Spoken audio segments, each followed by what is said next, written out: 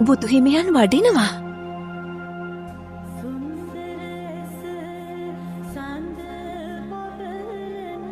ඔබතුමා දැන් කුමක්ද කරන්නට යන්නේ? සිරිපතුල්වල මඩ තැවරෙන්නට නොදී මා බුදුහිමියන් මේ මඩගොහරුවෙන් එගොඩ කරනවා. ඒත් උන්වහන්සේට පූජා කරන්නට මලක්වත් මා ළඟ නැහැ.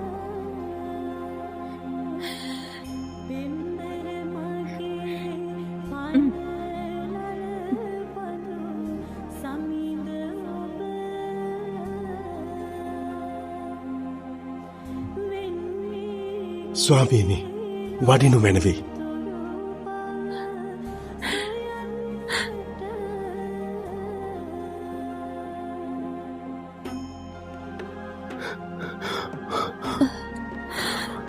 ඔබ වහන්සේගේ ශ්‍රීපා යුග්මයට මම සේතුවක් වෙම්වා. මතු ලොවතුරා පුතුව සියලු සත්වයන් සංසාර සාගරයෙන් ගොඩලන්නටද සේතුවක් වෙම්වා.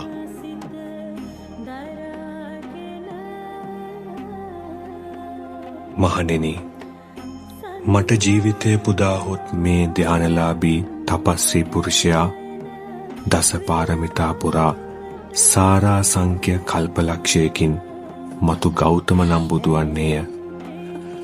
යශෝදරා නම් කුමරිය අගමෙහෙසොන් වෙයි. රාහුල නම් කුමරා පුතු වෙයි.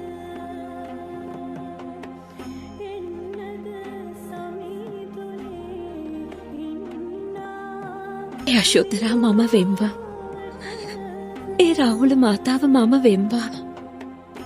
පාරමිතා පූර්ණයට අනුබල දෙමින් බුද්ධත්වයේ දක්වා ආත්මයක් පාසා සංසාරය ඇවිද යන්නට විවරණ ලබම්වා. පින්වතිය, ඔබගේ ප්‍රාර්ථනයද ඉෂ්ට සිද්ධ වන්නේය. තවුසානෙනි, මැය ඔබට සමසිත් ඇති, මනා දැකුම් ඇති, පිය තෙපුල් බණන ප්‍රිය භාර්යාවක වන්නේය. මම ඔබ සමග සංසාරයේ සැරිසරන්නම්. සෑම ආත්මයකම ඔබගේ ස්වාමි පුරුෂයා වෙන්නම්. ඒත් මා බුද්ධත්වය ප්‍රාර්ථනා කරන තැනැත්තෙක්.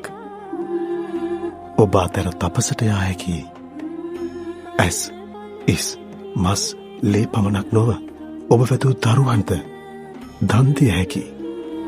එහිදී ඔබට දරාගන්නට සිදුවන දුක් ගැහැට අනන්තයි, අප්‍රමාණයි.